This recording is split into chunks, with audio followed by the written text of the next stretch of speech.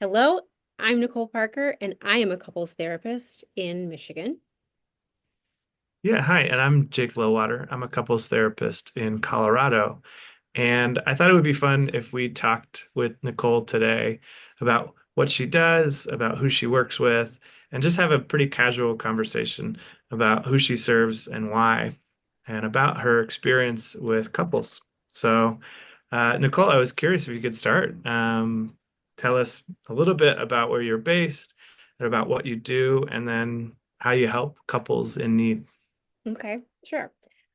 So I'm in Michigan. I'm in, generally speaking, like the Detroit area, specifically Rochester, Michigan. And I work with couples. I'm a trained couple and family therapist. And my focus, I love to work with couples who are in like the busy family years. So couples who love each other very much, but who have like really found that family life, parenthood, the stress of all of that kind of really has taken a toll on their connection. So those are the couples that I like to work with. Yeah. Yeah, that it can be a really difficult time with young kids and staying connected. Well, what kind of stress do you see parents in, and what do they usually present with in couples therapy? Um, so my most common kind of things that I hear over and over again is like couples being really strong in the early years. And then once they kind of start a family, and sometimes it's after the first kid, sometimes it's after like a second, there's usually like a gradual kind of decline and disconnection. And what I usually see is then like if we're feeling not that sense of like friendship, then there seems to be more, then there's more conflict and there's so much teamwork that has to happen when you are like parenting together. You have to rely on each other so much that those small interactions can start to like just grind on grind, right? And so it's really just this gradual, slow decline in closeness, and there's more negativity than positivity, and then add time into the mix, and then resentment start to build up and loneliness builds up. And then also, if we're not feeling close, then we're probably not having a lot of intimacy. We're not having a lot of affection. So Mhm. that's the impact that I see is that like stress, strain, responsibility, all those things like pulls the focus away from the relationship. And then the relationship kind of starts to dwindle. And you see it in a few different ways showing up. Mhm. I see.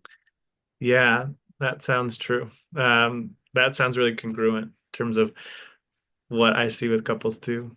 Um, we've been busting myths this week. So, what would you say is one of the biggest myths that you see couples have? The idea that staying connected while having kids should be easier or Hmm.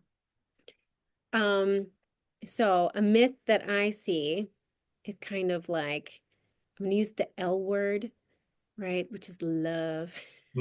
yeah. This idea, like, it's always the like if then, I guess, right? I'm always wary of an if then. If you loved me, if we loved each other enough, then we wouldn't be having, then this wouldn't be happening. Yeah. If you loved me, then you would do this, right? Mm, So the if then myth that I hear about like marriage after kids is kind of along the lines of like that we're that we must not be we don't love each other enough. It's like just not enough. And mhm, that's not really what's going on. It's not about two people loving each other less than you did. Actually, I find that. that's not the case at all. We actually kind of like love each other more. Like the love evolves, the love deepens. Mm, It's just that we're not having those same frequency, the same kind of like positive interactions mhm, that we had the time and the space to before. So the myth that I want to bust, I guess, is that if we're having problems, it's because we don't love each other enough. mm. Yeah, that's Yeah. that's my answer to that question. No, great. My long-winded answer. No, that's awesome. Um, well, you know, parenting requires a lot of different roles, a lot of different responsibilities that couples didn't have prior to having kids. So, what do you say to couples who feel like they're only doing the business of the family, all the logistics, they're just business partners in their relationship? Yeah. I hear that a lot. Yeah. Um, like we feel like roommates. Oh, Um, yeah. that's a phrase that I use a lot because I hear it a lot Mhm, from couples that I work with. Um, if we're feeling like we're just co-managing, I would say that's a good thing that you're co-managing.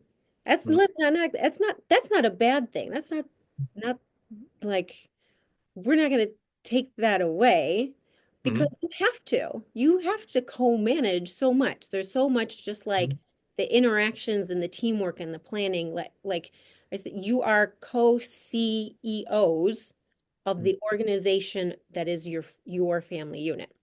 So that's good. I would say that it's it's just about how that's not enough though, right? mhm, Those interactions have to happen. We have to ask the close-ended questions of like, is when is the water bill due? Like, yeah. when is the recital? Like, do we have flowers for that? Now I'm just listing things from my own life. Oh, sure. Um, That's familiar. Yeah. it's not that those things don't uh, can't happen. They have to happen. But Mhm, it's what happens in addition to that. All of those moments of interaction can also be loving. They can have affection. They can have grow a sense of shared meaning in life. All of those aren't, it's not like time taken away. It's not like the co-manager, the logistics role takes time away from like the friendship and the love part of life. I think the challenge is how do we make all of those things feed the friendship and mhm, feed the affection and feed that sense of like romance. That's the challenge I hear people do is that we go just too far into the logistical side and forget that even when we're doing that stuff, we're still a couple. They're still like mhm. can still be loving. Yeah. Yeah. Yeah, great. Um, I'm sure you see a lot of different personality types. I find there's often balance between um, who partners are attracted to. Can you talk about what you see there in terms of um, different personality types coming together and what you notice in couples therapy as a result of what's important to one person isn't important to the other, and maybe vice versa? Yeah. I love this question because I'm usually meeting with people who are like further along in their relationship, right? They've been together for some time. If they've like grown, they're in the middle of their busy family life years. Um, and it's really common that the things that I always ask at the beginning, like, so what was the attraction? Like, what caught your Mhm. interest about this, Yeah. what caught your curiosity? And I love hearing those like traits and those things that were such an attractive quality because often those are now the things that are the greatest sources of frustration, right? Yeah. Yeah. Um, and my thought about that is, and then it comes up this question of like, well, maybe we're too different. And I get so, Mhm. I guess, sad when I hear that question, like maybe we're too different. It sounds so hopeless. Mhm. Um, but here's my thoughts about that. In the beginning, we really connect on things that are shared. We bond by like shared experiences, like, oh, like, you love going to watching sports. Oh, I'm so into that too. So it's very easy. We just connect. We find those connection points, and that's how we bond. Yeah. And then over time, year by year by year, we are going to discover more and more just by circumstances and living life. We're going to find more places where we don't actually line up and connect. Mm-hmm. All the places that we did connect, we discovered those are still there, but we're going to find more and more about how we're different. Mm-hmm. And I don't think that's bad at all. The question just becomes, like how do we accept influence from each other? And Mm-hmm. how good do we get at like leaning into each other's differences and maybe seeing those as strengths, like Mm-hmm. valuing another perspective, right? Um, yeah, the seeing each other as like the yin to each other's yang. You can Yeah. like there's value in those differences. That's my Mm-hmm. perspective, right? It's just about how do we like create meaning, have a sense of like honoring that rather than we're too different, right? We Yeah. should want the same things. Well, no, you're not going to want that. You're totally different people. You have Mm-hmm. different families, you have different life experiences, right? Different cultures. So it's kind of it sets us up for failure if we're expecting us to align on things. Expect not to align, and that's where the fun begins, in my Sure. opinion. Yeah. Nice. Well, I we do have a script. I'm going to go off script Okay. because I had some other questions come up, which is parenting changes people, Yeah.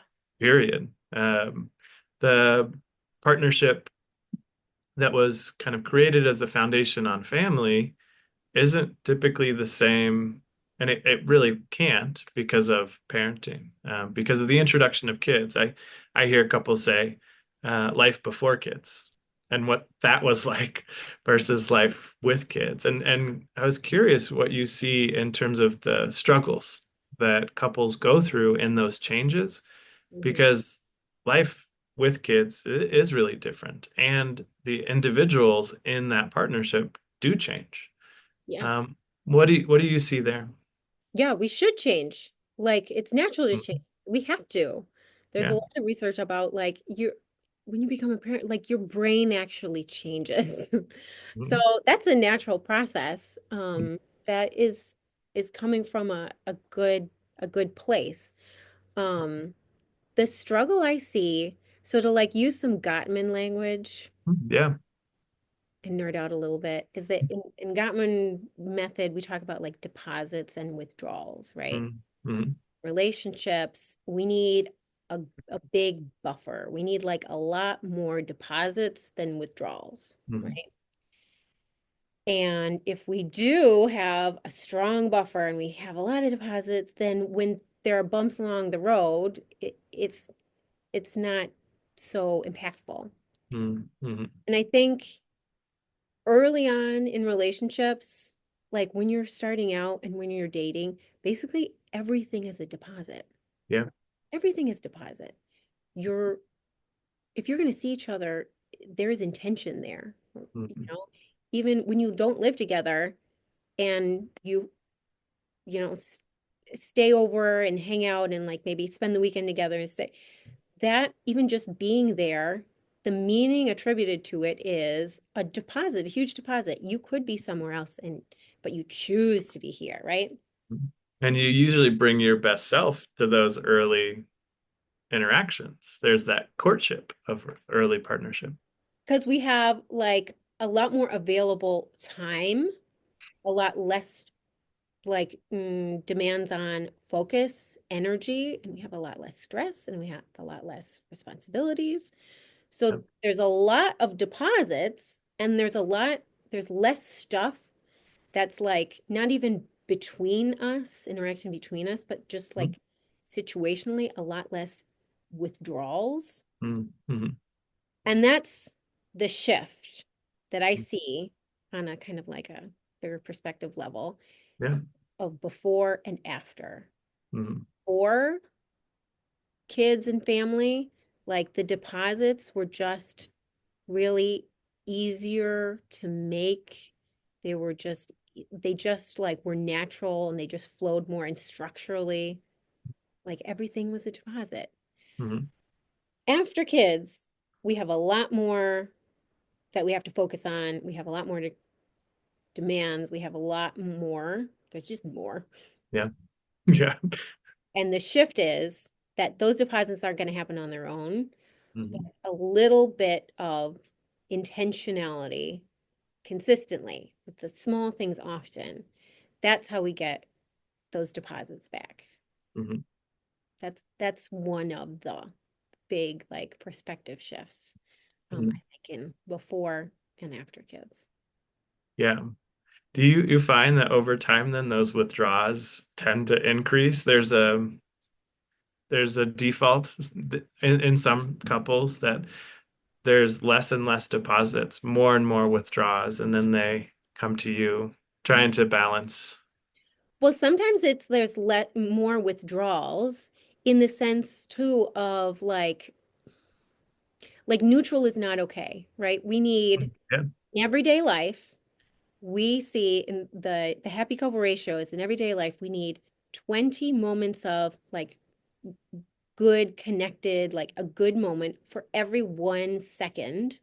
20 good seconds for every 1 second. That's Wow. deposits to withdrawals, right?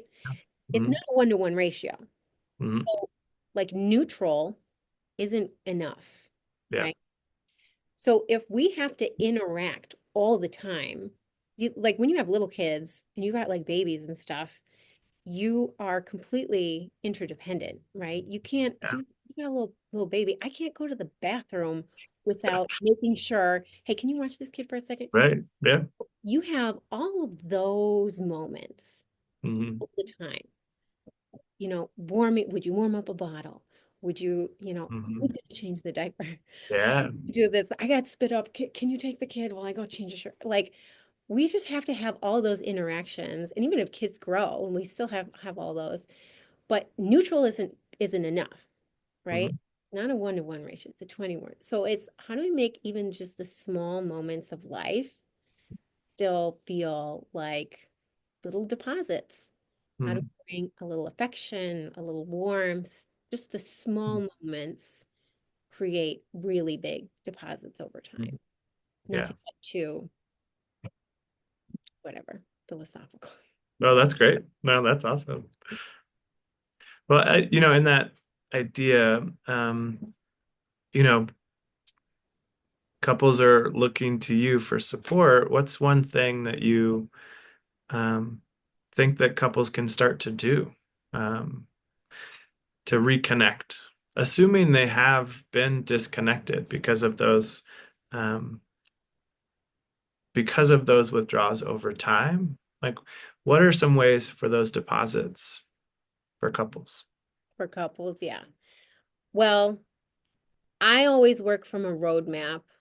I I work with a roadmap of how are we gonna make the the interactions that have to happen, the team working, how can we make that mm, how can we make those interactions positive?